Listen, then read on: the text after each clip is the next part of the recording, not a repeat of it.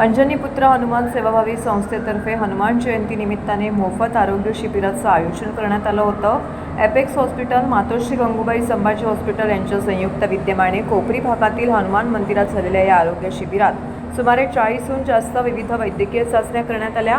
नागरिकांचा चांगला प्रतिसाद मिळालेल्या या आरोग्य शिबिरात दीर्घायू नेचर क्युअर सेंटरतर्फे ॲक्युपंक्चर आणि चुंबकीय चिकित्सेने अनेक रुग्णांवरती उपचार करण्यात आले।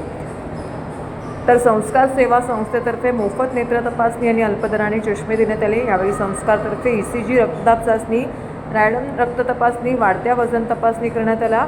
शिवसेना ठाणे पूर्व विभाग संघटक रमाकांत पाटील, उपमुख्यमंत्री सहायता निधी कक्ष मंगेश शिवटे, कोपरी पाचपाकाडी विधानसभा संघटिका मालती रमाकांत पाटील यांनी हे शिबिर आयोजित केलं होतं। तर सायंकाळी 5 वाजता पालखी सोहळ्याला या ठिकाणी वाजत गाजत अशी सुरुवात करण्यात आली। तर पालखीची भव्य अशी मिरवणूक परिसरातून काढण्यात आली। शिवसेना ठाणे पूर्व विभाग संघटक रमाकांत पाटील, कोपरी पाचपाकाडी विधानसभा संघटिका मालती रमाकांत पाटील यांच्या पुढाकाराने सदर कार्यक्रमाचं आयोजन करण्यात आलं होतं। या कार्यक्रमाला खासदार नरेश मस्के, आमदार संजय केळकर, माजी महापौर मीनाक्षी शिंदे, कल्याण जिल्हा प्रमुख गोपाल लांडगे, स्वप्नील लांडगे, प्रमोद बनसोडे, इतर मान्यवर, सर्वपक्षीय नेते, पदाधिकारी, कार्यकर्ते, भाविक भक्त मोठ्या संख्येने येथे उपस्थित होते।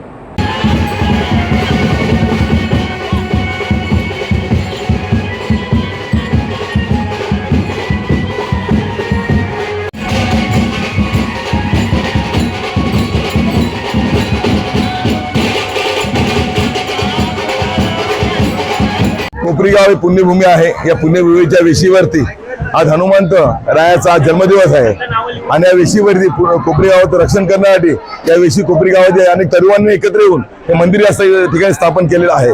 आज या मंदिराच्या वतीने गेली तब्बल 22 वर्षे झालेली आहेत आणि 22 वर्षाच्या कालावधीमध्ये मंदिराच्या अनेक कार्यक्रम राबवले जातात। सकाळपासून मंदिरामध्ये अभिषेक, त्याचप्रमाणे आपलं मेडिकल शिबिर, त्याचप्रमाणे भजन कीर्तन, संध्याकाळच्या टायमाला या ठिकाणी आपण पाहतात की ही जे आपले पालखी सोहळा आहे, महिलांसाठी लक्की ड्रॉ, पुरुषांसाठी लक्की ड्रॉ आहे।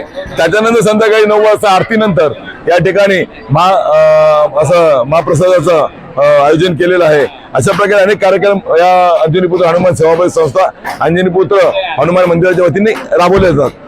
तब्बल 22 वर्षे झाली हा पालखी सोहळा इथे आयोजित केला जात आहे। सगळ्यांना माझा नमस्कार, जय महाराष्ट्र। हनुमान जयंतीच्या सगळ्यांना खूप खूप शुभेच्छा।